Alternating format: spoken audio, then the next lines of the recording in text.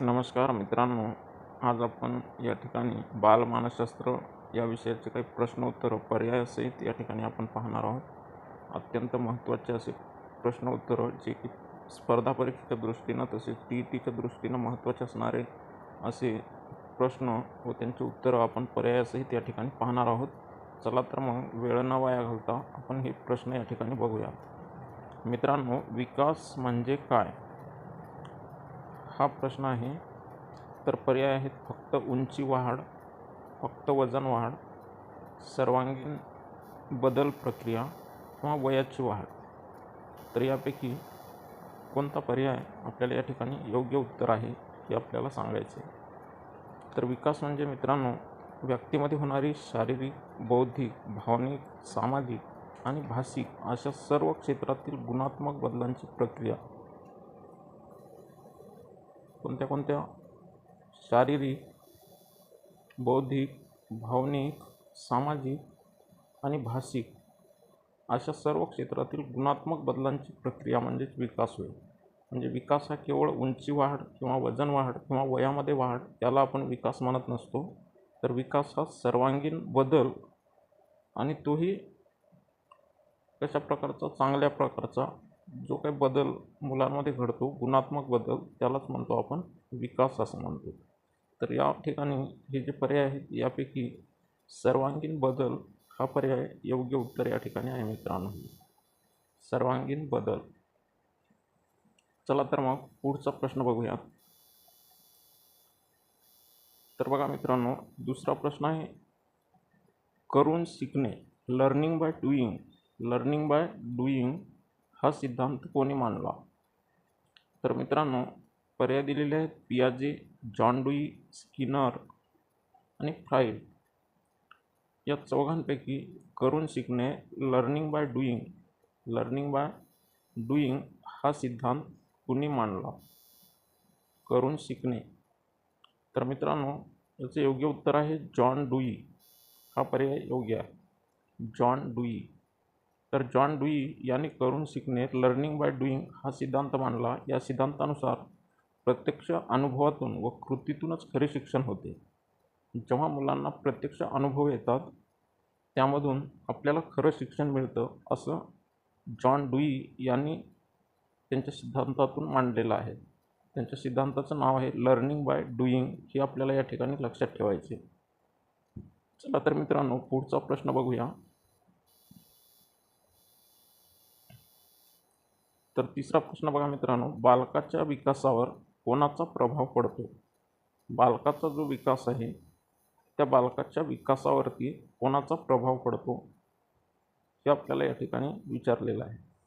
तर पर्याय दिलेले आहेत वंश परंपरा, वातावरण, आणि तिसरा पर्याय आहे दोन्हीही, आणि चौथा आहे कोणाचाही नाही. तर अशा प्रकारचे 4 पर्याय आपल्याला दिलेले आहेत. तर या ठिकाणी योग्य उत्तर आहे मित्रांनो दोन्हीही. कोणते दोन्हीही? वंश परंपरा आणि वातावरण. तर आपल्याला योग्य पर्याय या ठिकाणी उत्तर काय असेल? दोन्हीही हा पर्याय योग्य आहे. तर वंश परंपरा, वातावरण या दोन्हीचाही बालकाच्या विकासावरती परिणाम पडतो. तर बालकाचा विकास हा वंश परंपरा आणि वातावरण या दोन्ही घटकांच्या परस्परांवर अवलंबून असतो आणि या दोन्हीच्या संवादातूनच हा विकास घडून येतो. म्हणून योग्य उत्तर हे दोन्ही पर्याय आहेत. मित्रांनो, वंश परंपरा जी आहे या वंश परंपरेमध्ये शारीरिक वैशिष्ट्ये तसंच बुद्धिमत्ता आणि स्वभावाची प्रवृत्ती या गोष्टींचा समावेश आपल्याला या वंश परंपरेमध्ये करता येईल. बघा, ही झाली वंश परंपरा.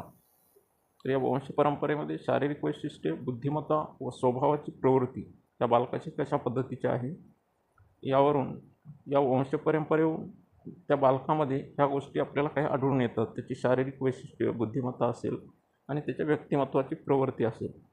आपण म्हणतो एखादा मुलगा हा त्याचे वडील जसे वागतात तसाच हाही वागायला लागतो. हा तर त्या स्वाभाविक गुण काही त्या मुलांमध्ये येत असतात. तसेच त्याची बुद्धिमत्ता देखील त्यांच्या आईवडिलाकडून त्या मुलांना मिळत असते. तसेच त्याची शारीरिक वैशिष्ट्ये देखील त्यांना त्याच पद्धतीनं काही बाबतीमध्ये मिळत असते. आणि वातावरण, मग वातावरणाचा कशा पद्धतीनं परिणाम होतो मुलांवरती? तर मित्रांनो, वातावरणामध्ये कुटुंब, शाळा, समाज आणि अनुवंश त्याचबरोबर संस्कार या साऱ्या गोष्टींचा परिणाम त्या वातावरणाचा त्या मुलाच्या विकासावरती होत असतो. जसं आता कुटुंबामध्ये बऱ्याचशा गोष्टी मूल हे लहानपणापासून शिकत असते. त्याचबरोबर थोडं मोठं झाल्याच्या नंतर ते शाळेमध्ये जायला लागतं आणि शाळेमध्ये गेल्याच्या नंतर त्या ठिकाणी देखील बऱ्याचशा गोष्टी ते शिकत असतं. तसंच समाजामध्ये नंतर वावरायला लागतं आणि त्या ठिकाणी देखील त्याला बऱ्याचशा गोष्टी शिकायला मिळतात. तसेच अनुभव, त्याला काही प्रत्यक्ष अनुभव येत राहतात, त्यामधूनही तो बऱ्याचशा गोष्टी शिकत असतो. तसंच संस्कार, मग ते समाजातील असतील किंवा मग कुटुंबातील असतील, शाळेतील असतील, या सर्वच गोष्टींचा परिणाम त्या बालकाच्या विकासावरती होत असतो. म्हणून वंशपरंपरा आणि वातावरण या बालकाच्या विकासावर प्रभाव पाडत असतात. तर अशा प्रकारे या ठिकाणी वंशपरंपरा आणि वातावरण या दोन्हीचाही परिणाम बालकाच्या विकासावरती होत असतो. या ठिकाणी जर एकच पर्याय दिलेला असता तर आपल्याला ते उत्तर लिहावं लागलं असतं, परंतु वंशपरंपरा आणि वातावरण असे 2 पर्याय या ठिकाणी दिलेले आहेत. म्हणून आपल्याला या ठिकाणी दोन्ही पर्याय असं या ठिकाणी उत्तर आपल्याला द्यावं लागेल. चला तर मग पुढे बघूया. मित्रांनो, या ठिकाणी एक अत्यंत महत्त्वाची सूचना आहे. मित्रांनो, आपण या चॅनलवर जर नेहमीच स्पर्धा परीक्षा, तलाठी भरती, वनरक्षक भरती, पोलीस भरती, TET इत्यादी परीक्षांसाठी अत्यंत महत्त्वाचे व्हिडिओ अपलोड करत आहोत. तर स्पर्धा परीक्षा असतील, तलाठी भरती असेल, वनरक्षक भरती असेल, पोलीस भरती असेल किंवा TET असेल, या सर्वच परीक्षांसाठी उपयुक्त असणारे असे व्हिडिओ, त्याच्यामध्ये ग्रामर असेल, मराठी व्याकरण असेल, त्यानंतर हिंदी व्याकरण असेल, बालमानसशास्त्र असेल, अशा पद्धतीचे व्हिडिओ आपण या चॅनलवरती अपलोड करत आहोत. तर मित्रांनो, आपण जर नवीन असाल तर या चॅनलला सबस्क्राईब करा. तसंच व्हिडिओ आवडल्यास लाईक करा आणि आपल्या मित्रांनाही शेअर करा मित्रांनो. चला तर मित्रांनो, पुढचा प्रश्न आपण या ठिकाणी बघूया. तर बघा मित्रांनो, या ठिकाणी चौथा प्रश्न, IQचे जे सूत्र आहे IQ काढण्याचं, ते सूत्र काय आहे, असा प्रश्न बऱ्याचशा परीक्षांमध्ये विचारला जातो. IQचे सूत्र काय आहे? तर पर्याय दिलेले आहेत बघा मित्रांनो. मानसिक वय कालानुक्रमिक वय गुणिले 100, मानसिक वय भागिले कालानुक्रमिक वय गुणिले 100, अशा प्रकारचा हा पर्याय आहे. तर बघा मित्रांनो, मानसिक वय कालानुक्रमिक वय आणि त्याला गुणिले 100. दुसरा पर्याय दिला आहे कालानुक्रमिक वय छेद मानसिक वय गुणिले 100. त्याचबरोबर मानसिक वय अधिक कालानुक्रमिक वय. चौथा पर्याय दिला आहे मानसिक वय वजा कालानुक्रमिक वय. तर मित्रांनो, याचं योग्य उत्तर आहे मानसिक वय भागिले कालानुक्रमिक वय गुणिले 100. म्हणजेच पर्याय नंबर 1 हेच आपलं बरोबर उत्तर आहे. तर या ठिकाणी जे सूत्र आहे हे सूत्र आपल्याला लक्षामध्ये ठेवायचं मित्रांनो, कारण हे अत्यंत महत्त्वाचं सूत्र आहे. IQचे सूत्र हा प्रश्न बऱ्याच वेळेस परीक्षांमध्ये विचारला जातो. तर IQ काढण्याचं सूत्र मानसिक वय भागिले कालानुक्रमिक वय गुणिले 100 यानुसार काढल्या जातो. तर हे सूत्र आपल्याला लक्षात ठेवायचं मित्रांनो. त्यानंतर बघूया पुढचा प्रश्न. तर 5वा प्रश्न बघा मित्रांनो, पियाजे यांच्या मते पहिली अवस्था कोणती? पियाजे यांच्या मते पहिली अवस्था कोणती? तर पर्याय बघा मित्रांनो, पूर्वसंचालन अवस्था, संवेदन गती अवस्था, त्यानंतर ठोस संचालन अवस्था आणि औपचारिक संचालन अवस्था, अशा प्रकारचे 4 पर्याय आपल्याला या ठिकाणी दिलेले आहेत. परंतु पियाजे यांच्या मते संवेदन गती अवस्था ही अवस्था पहिली अवस्था असते. तर आपला पर्याय B हा या ठिकाणी योग्य उत्तर होईल मित्रांनो. संवेदन गती अवस्था. पियाजे यांच्या मते जन्मापासून साधारण 2 वर्षापर्यंतची संवेदन गती अवस्था ही पहिली अवस्था होईल. म्हणजे जन्मापासून ते 2 वर्षापर्यंत तिलाच म्हणतात पहिली अवस्था आणि तिथलाच नाव आहे दुसरं संवेदन गती अवस्था. चला तर मित्रांनो, पुढचा प्रश्न बघूया. तर बघा मित्रांनो, 6वा प्रश्न, तर मित्रांनो, बालक जास्तीत जास्त कशातून शिकते? बालक जास्तीत जास्त कशातून शिकते? पर्याय आहेत मित्रांनो, शिक्षा, अनुभव, पाठांतर, भीती. तर कशातून जास्त शिकते? शिक्षा दिल्यानं जास्त शिकते, अनुभवातून जास्त शिकते, पाठांतर केल्यानं जास्त शिकते, का भीती दाखवल्यानं जास्त शिकते? तर याचं योग्य उत्तर आहे मित्रांनो, अनुभव. आपण या अगोदरही आपण पाहिलं की बालक हे अनुभवातून जास्तीत जास्त शिकत असते. तर बालकाला प्रत्यक्ष अनुभवातून गोष्टी समजतात आणि त्या चांगल्या प्रकारे लक्षात राहतात. त्यामुळे बालक जास्तीत जास्त अनुभवातून शिकते, हे आपल्याला या ठिकाणी लक्षात ठेवायचे मित्रांनो. जेवढे अनुभव आपल्याला येतील ते अनुभव आपल्या स्मरणामध्ये चिरकाल राहतात आणि त्यातून आपण चांगल्या प्रकारे ती गोष्ट आपल्या स्मरणात राहून आपण चांगल्या प्रकारे ती शिकू शकतो. तर बालक हे अनुभवातून जास्त शिकते. चला तर मग पुढचा प्रश्न बघूया. तर बघा मित्रांनो, 7वा प्रश्न आहे, प्रयत्न व चुका, ट्रायल अँड इरर सिद्धांत कोणी दिला? प्रयत्न व चुका हा सिद्धांत कोणाचा आहे? बघा मित्रांनो, प्रयत्न व चुका, ट्रायल अँड इरर हा सिद्धांत कोणी दिलेला आहे? पर्याय आहेत मित्रांनो, स्किनर, थॉर्नडाईक, पावलोव, बंडुरा.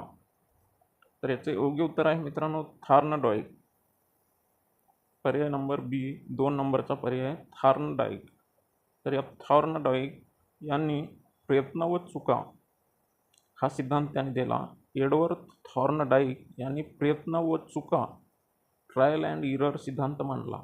या सिद्धांतानुसार शिकणे हे अनेक प्रयत्न आणि चुका करून योग्य प्रतिसाद मिळवण्याची प्रक्रिया आहे.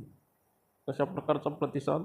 प्रयत्न करून, चुका करून योग्य प्रतिसाद मिळवण्याची प्रक्रिया म्हणजेच शिकणे, असं या थॉर्नडाईकनं त्यांच्या सिद्धांताद्वारे मांडलेलं आहे. त्यांच्या सिद्धांताचं नाव काय आहे? प्रयत्न व चुका, ट्रायल अँड इरर. तर त्यांनी हा सिद्धांत मांडलेला आहे. तर बघा मित्रांनो,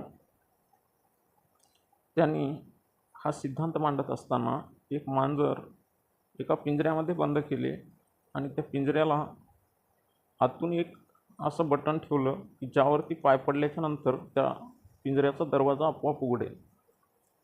तर मांजराने खूप प्रयत्न केले. अचानक त्याचा पाय त्या बटनावरती पडला आणि त्यानंतर तो दरवाजा उघडला आणि मांजर त्या पिंजऱ्यातून बाहेर आले.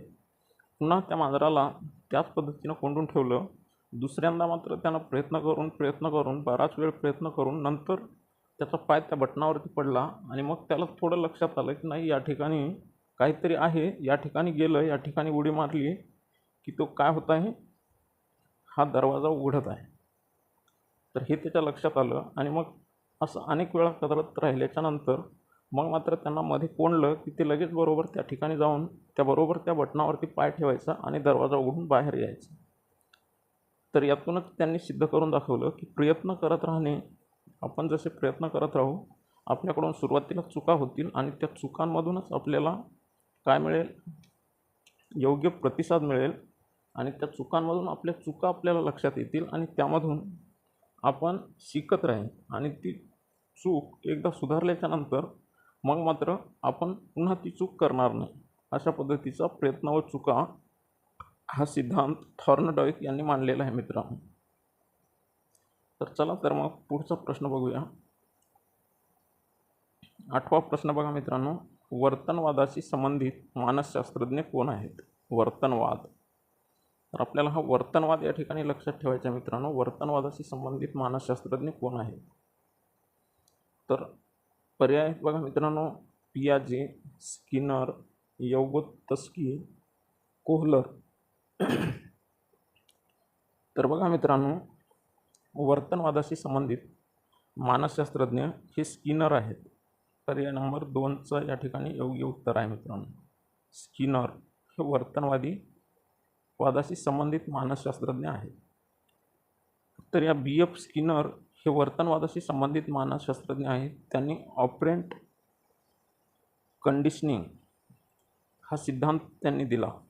ऑपरेंट कंडिशनिंग हा सिद्धांत आपल्याला स्किनर यांनी दिलेला आहे मित्रांनो. हे स्किनर वर्तनवादाचे प्रमुख आहेत. प्रेरणा, प्रतिसाद, बक्षीस या तत्वावर त्यांनी वर्तनवाद सिद्धांत मांडलेला आहे. त्यांनीही उंदरावरती प्रयोग या ठिकाणी केलेला आहे मित्रांनो. आणि त्या प्रयोगाच्या माध्यमातून त्यांनीही वर्तनवादाशी संबंधित हा प्रयोग त्यांनी मांडलेला आहे. तर वर्तनवादाशी संबंधित मानसशास्त्रज्ञ असा प्रश्न आल्याच्यानंतर आपल्याला स्किनर यांचं नाव आपल्याला लक्षात ठेवायचे मित्रांनो. चला तर पुढे बघूया. 9वा प्रश्न बघा मित्रांनो. वैयक्तिक फरक म्हणजे काय? वैयक्तिक फरक म्हणजे काय? तर बघा मित्रांनो, पर्याय दिलेले आहेत. सर्व मुले सारखी असतात. प्रत्येक मूल वेगळे असते. दुसरा पर्याय. तिसरा पर्याय फक्त अभ्यासात फरक असतो. आणि चौथा पर्याय फक्त उंचीत फरक असतो. तर बघा, वैयक्तिक फरक म्हणजे काय असं आपल्याला या ठिकाणी विचारले.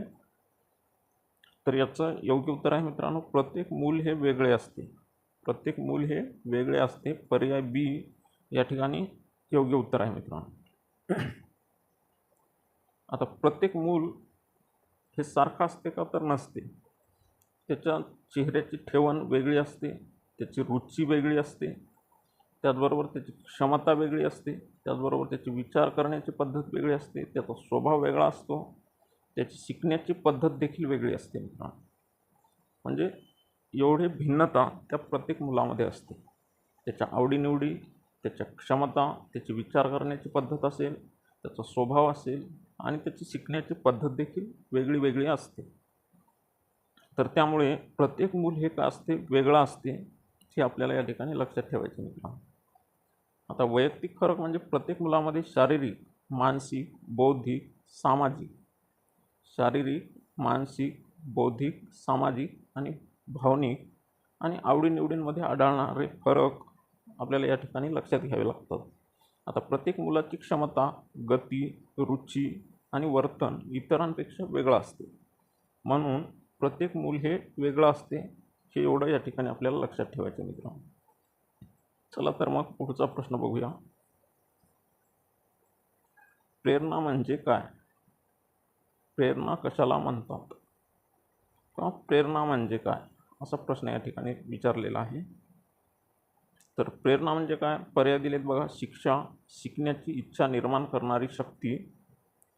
तिसरा पर्याय दिला आहे विश्रांती. चौथा पर्याय दिला आहे खेळ. तर मित्रांनो, या ठिकाणी योग्य उत्तर आहे शिकण्याची इच्छा निर्माण करणारी शक्ती. शिकण्याची इच्छा निर्माण करणारी शक्ती म्हणजेच प्रेरणा होय. तर बघा, प्रेरणा म्हणजे व्यक्तीच्या आतून निर्माण होणारी अशी शक्ती. व्यक्तीच्या आतून निर्माण होणारी अशी शक्ती जी त्याला काहीतरी शिकण्यासाठी, साध्य करण्यासाठी किंवा उद्दिष्ट पूर्ण करण्यासाठी प्रवृत्त करते. त्याला म्हणतो आपण प्रेरणा. लक्षात ठेवायचं मित्रांनो, प्रेरणा ही आतून निर्माण होते किंवा आतून निर्माण होणारी शक्ती आहे जी त्या प्रत्येक मुलाला काय करते? काहीतरी नवीन शिकण्यासाठी किंवा त्याला काहीतरी साध्य करण्यासाठी, त्याचं उद्दिष्ट पूर्ण करण्यासाठी काय करते? प्रवृत्त करते. त्यालाच आपण प्रेरणा असे म्हणतो. आता ही प्रेरणेची व्याख्या आपल्याला लक्षात ठेवायची मित्रांनो. आता त्याच्यामध्ये मला काहीतरी निश्चित शिकायचे, मला काहीतरी निश्चित असं शिकायचे, मग त्यासाठी काहीतरी ध्येय निश्चित करणे, त्याच्यानंतर यश मिळवण्याची इच्छा, आत्मपरीक्षा आणि सतत त्यासाठी प्रयत्न करणे. ही धडपड तो करायला लागतो या प्रेरणेमुळं आणि त्यातूनच तो नवीन काहीतरी शिकतो. म्हणजेच त्याला आपण प्रेरणा असं म्हणतो. तर प्रेरणा म्हणजे व्यक्तीच्या आतून निर्माण होणारी अशी शक्ती जी त्याला काहीतरी शिकण्यासाठी, साध्य करण्यासाठी किंवा उद्दिष्ट पूर्ण करण्यासाठी प्रवृत्त करते. हे या ठिकाणी लक्षात ठेवायचे मित्रांनो. चला तर पुढचा प्रश्न बघूया. निकट विकास क्षेत्र ZPD, निकट विकास क्षेत्र ZPD हा सिद्धांत कोणी मांडला? तर पर्याय आहेत मित्रांनो पियाजे, विगोत्स्की, स्किनर, फ्रॉइड. तर याचे योग्य उत्तर आहे मित्रांनो विगोत्स्की. 2 नंबरचा पर्याय विगोत्स्की हे याचं योग्य उत्तर आहे. निकट विकास क्षेत्र हा सिद्धांत विगोत्स्की यांनी मांडलेला आहे. लेव विगोत्स्की त्यांचं नाव काय आहे? लेव विगोत्स्की यांनी निकट विकास क्षेत्र झोन ऑफ प्रॉक्सिमल डेव्हलपमेंट, त्याला ZPD असं म्हणतात. झोन ऑफ प्रॉक्सिमल डेव्हलपमेंट, तर त्यालाच काय म्हणतात शॉर्ट फॉर्ममध्ये ZPD, हा सिद्धांत त्याने मांडला. हा सिद्धांत सामाजिक सांस्कृतिक दृष्टिकोनावर आधारित आहे. तर हा सिद्धांत कशावर आधारित आहे मित्रांनो? सामाजिक व सांस्कृतिक दृष्टिकोनावर आधारित आहे. आता निकट विकास क्षेत्र ZPD म्हणजेच विद्यार्थी स्वतः करू शकत नाही पण मार्गदर्शन व मदतीने करू शकतो असे कार्यक्षेत्र. विद्यार्थी स्वतः काही गोष्टी करू शकत नाही, परंतु त्याला जर योग्य मार्गदर्शन मिळालं किंवा इतरांची मदत मिळाली तर तो कार्य पूर्ण करू शकतो. त्याचबरोबर स्वतः करू शकतो त्याला म्हणतात वास्तविक विकास. आणि निकट विकास क्षेत्र ZPD म्हणजेच मार्गदर्शन व मदतीने तो काहीतरी करू शकतो आणि साध्य करू शकत नाही संभाव्य विकास, अशा प्रकारचा सिद्धांत निकट विकास क्षेत्र झोन ऑफ प्रॉक्सिमल डेव्हलपमेंट हा सिद्धांत विगोत्स्की यांनी मांडलेला आहे. हे या ठिकाणी लक्षात ठेवायचं मित्रांनो. चला तर मग पुढचा प्रश्न या ठिकाणी बघूया. औपचारिक शिक्षण कुठे मिळते? 12वा प्रश्न आहे मित्रांनो. औपचारिक शिक्षण कुठे मिळते? प्रश्न काय आहे? औपचारिक शिक्षण. तर पर्याय आहेत मित्रांनो घर, दुसरा शाळा, तिसरा मित्र आणि चौथा खेळ. तर यापैकी कुठेशी औपचारिक शिक्षण मिळते? तर याचं योग्य उत्तर आहे मित्रांनो शाळा. योग्य उत्तर काय आहे? शाळा. शाळेमध्ये आपल्याला औपचारिक शिक्षण मिळतं. तर बघा मित्रांनो,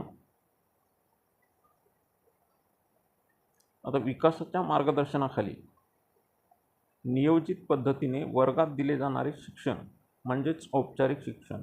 नियोजित पद्धतीने आणि विकासाच्या मार्गदर्शनाखाली त्यालाच काय म्हणतात? औपचारिक शिक्षण असं म्हणतात. शिका, समजा आणि उन्नती करा. मित्रांनो, शाळेत अभ्यासक्रम, शिक्षक, पाठ्यपुस्तके आणि नियोजित अध्यापन पद्धती यांच्या माध्यमातून औपचारिक शिक्षण मिळतं. म्हणजे त्या ठिकाणी औपचारिक काही गोष्टी त्या ठिकाणी शिकवल्या जातात आणि निश्चित अशा योग्य पद्धतीनं त्या ठिकाणी काही गोष्टी ह्या शाळेमध्ये शिकवल्या जातात. त्यालाच आपण औपचारिक शिक्षण असं म्हणतो. तर हे कुठं मिळतं? तर शाळेमध्ये मिळतं. हे आपल्याला या ठिकाणी लक्षात ठेवायचं मित्रांनो. चला तर मग पुढे बघूया. पुढचा प्रश्न, सर्वांगीण विकासासाठी काय आवश्यक आहे? सर्वांगीण विकास.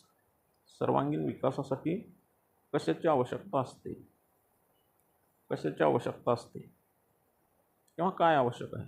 तर पर्याय दिलेले आहेत मित्रांनो फक्त अभ्यास, फक्त खेळ, अभ्यास आणि खेळ दोन्ही. चौथा पर्याय दिला आहे शिक्षा. तर याचा योग्य उत्तर आहे मित्रांनो अभ्यास आणि खेळ दोन्हीही. अभ्यास आणि खेळ दोन्हीही म्हणजेच आपलं उत्तर काय होईल मित्रांनो? सी हा पर्याय होईल. अभ्यास आणि खेळ दोन्हीही.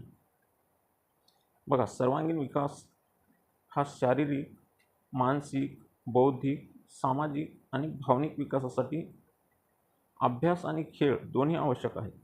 बघा, बालकाचा सर्वांगीण जर विकास व्हायचा असेल तर त्याचा शारीरिक विकास झाला पाहिजे, मानसिक विकास झाला पाहिजे, बौद्धिक विकास झाला पाहिजे आणि सामाजिक विकास झाला पाहिजे.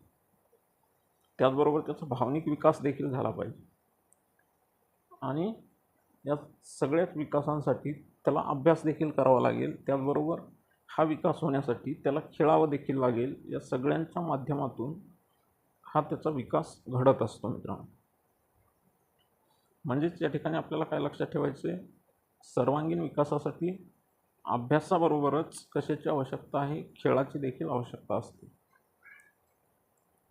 तर सर्वांगीण विकासासाठी शैक्षणिक, बौद्धिक, शारीरिक, सामाजिक, भावनिक आणि नैतिक विकास महत्त्वाचा आहे.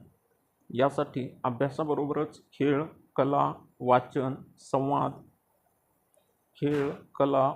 संवाद याचा समतोल आवश्यक असतो.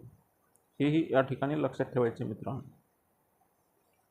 तर सर्वांगीण विकासासाठी काय आवश्यक असते, अशा प्रकारचा जर प्रश्न आला आणि त्या ठिकाणी सांगितलं अभ्यास, खेळ, तर त्या ठिकाणी आपल्याला पर्याय दोन्हीही बरोबर आहे असं उत्तर त्या ठिकाणी द्यावं लागेल. चला तर मग पुढचा प्रश्न बघूया.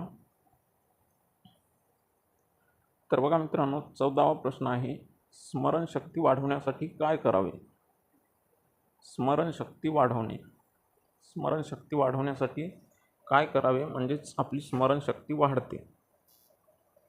तर त्यासाठी पर्याय दिलेले आहेत बघा. पुनरावृत्ती करणे, झोप जास्त घेणे, शिक्षा किंवा टाळणे, अशा प्रकारचे 4 पर्याय या ठिकाणी दिलेले आहेत.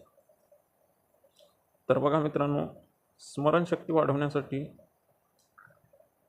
काय करावे, तर याचं योग्य उत्तर आहे मित्रांनो पुनरावृत्ती करणे. स्मरणशक्ती जर आपल्याला वाढवायची असेल तर जो अभ्यास आपण करतो त्याला आठवणे किंवा त्याची पुनरावृत्ती करत राहणे, त्यामुळे आपली स्मरणशक्ती वाढते. तर स्मरणशक्ती वाढवण्यासाठी काही उपाय या ठिकाणी सांगितलेले आहेत मित्रांनो, तेही आपल्याला बघायचे. तर मित्रांनो, स्मरणशक्ती वाढवण्यासाठी शिकवलेली गोष्ट वारंवार आठवा, पुरेशी झोप घ्या. झोपेमुळे मेंदूला विश्रांती मिळते आणि स्मरणशक्ती वाढते. तर बघा मित्रांनो, आपण जेव्हा एखादं काम जास्त वेळ करत राहतो तेव्हा आपला मेंदू काय होतो, थकून जातो आणि थकल्याच्या नंतर त्याला विश्रांतीची आवश्यकता असते. आणि कधीही बघा तुम्ही झोपेतून उठल्याच्या नंतर आपला मेंदू परत ताजातवाना आणि फ्रेश आपल्याला वाटायला लागतो. तर मग स्मरणशक्ती वाढवण्यासाठी पुरेशी झोप, म्हणजे आपण जर 7 ते 8 तास ही उत्तम झोप आपल्या शरीराला आवश्यक असते. त्याचबरोबर एकाग्रतेने अभ्यास करा. एकाग्रतेने शिकल्यास चांगले लक्षात राहते.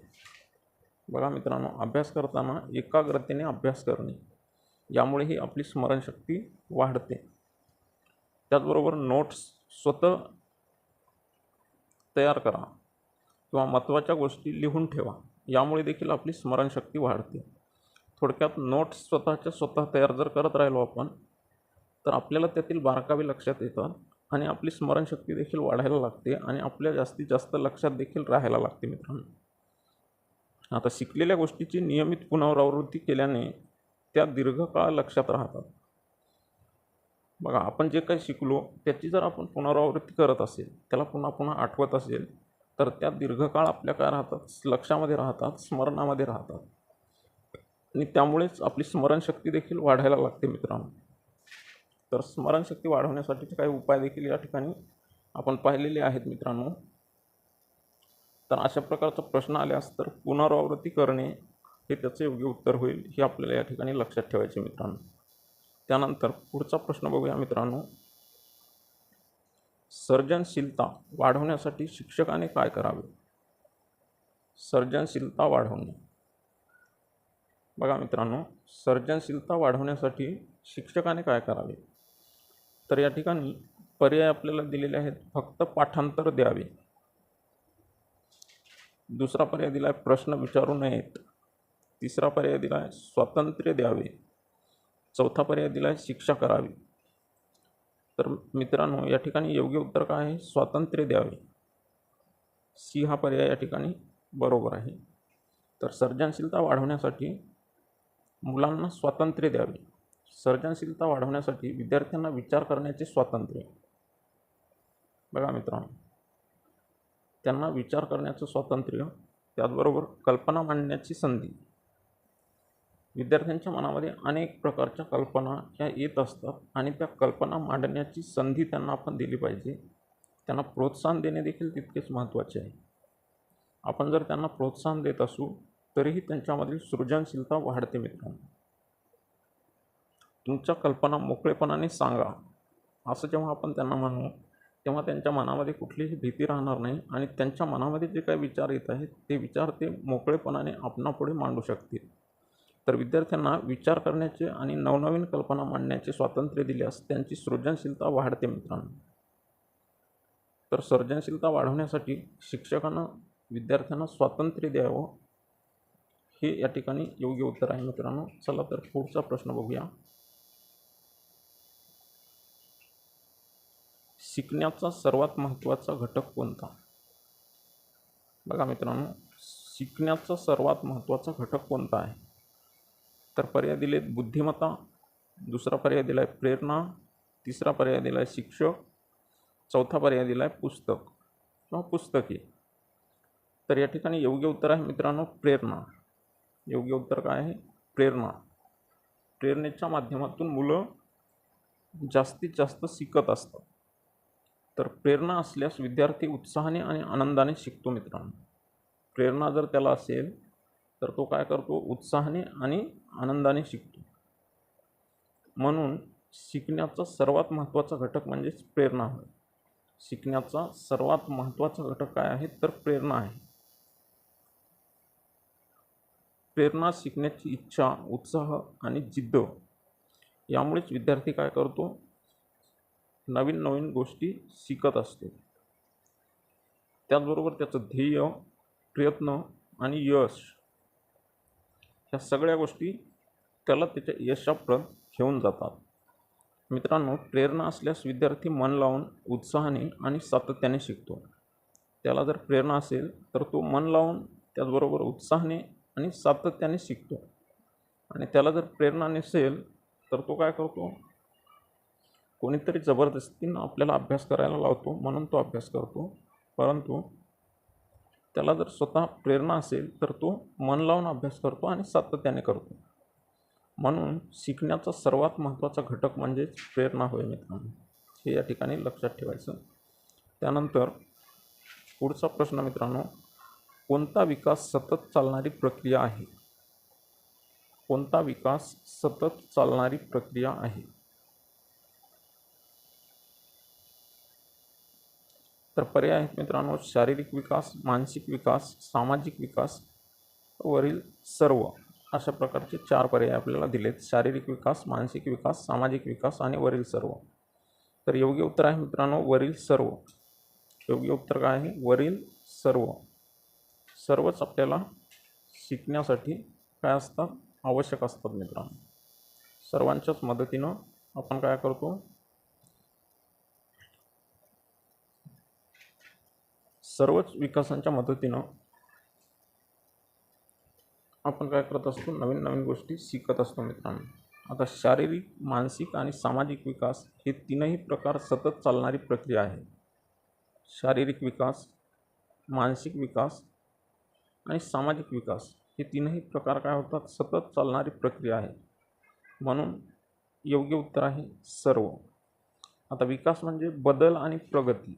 शारीरिक, मानसिक आणि सामाजिक विकास जन्मापासून मृत्यूपर्यंत सतत चालत राहतो. तर बघा मित्रांनो, बालपण, बालपणाच्या नंतर बाल्यावस्था, त्याच्यानंतर किशोरावस्था, त्यानंतर युवावस्था, त्यानंतर प्रौढावस्था आणि त्यानंतर वृद्धावस्था. म्हणजे जसा मूल हे जन्मतं तसं तसं तो वयानं शरीरानं वाढत जातं. पुन्हा थोडंसं स्थिर होऊन पुन्हा त्याच्या शरीरामध्ये पुन्हाही बदल व्हायला लागतो. म्हणजे प्रौढावस्थेच्या नंतरही त्याचं शरीर पुन्हा क्षीण व्हायची क्रिया त्याच्या शरीरामध्ये चालू होते.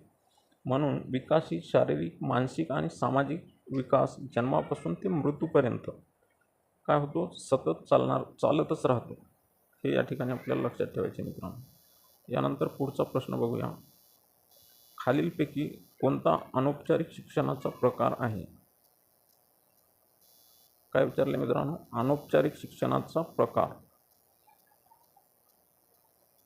तर बघा मित्रांनो, हा प्रश्न अगोदरवर पण येऊन गेला असं वाटतं.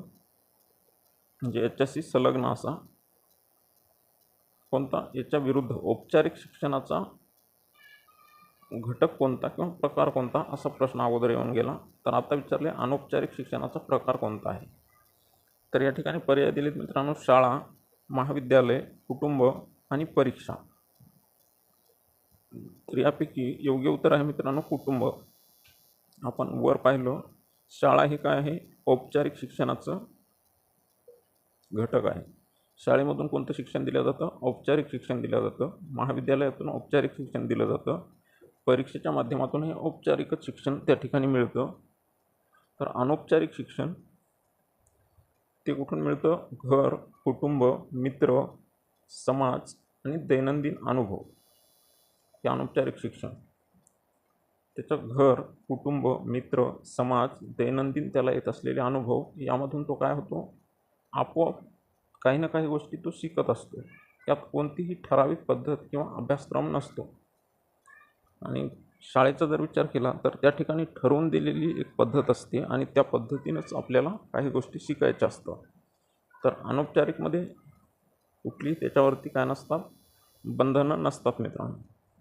म्हणून कुटुंबामध्ये बोलणे, वागणे, संस्कार, अनुभव यामधून मिळणारे शिक्षण हे अनौपचारिक शिक्षणाच्या प्रकारात येते. कुटुंबामध्ये बोलणे, वागणे, संस्कार, अनुभव यामधून जे काही शिक्षण मिळतं ते कशामध्ये येतं, अनौपचारिक शिक्षणाच्या प्रकारात येतं. हे या ठिकाणी लक्षात ठेवायचे मित्रांनो. म्हणून अनौपचारिक शिक्षणाचा प्रकार हा कुटुंब आहे या ठिकाणी पर्यायामधला, हे लक्षात ठेवायचं. चला तर पुढचा प्रश्न बघूया. तर बघा मित्रांनो, अनुकरणातून शिकणे, ऑब्झर्वेशनल लर्निंग कोणी मांडलेली आहे. तर मित्रांनो, ऑब्झर्वेशनल लर्निंग ही कोणी मांडले असं विचारलेलं आहे. तर या ठिकाणी अनुकरणातून शिकणे,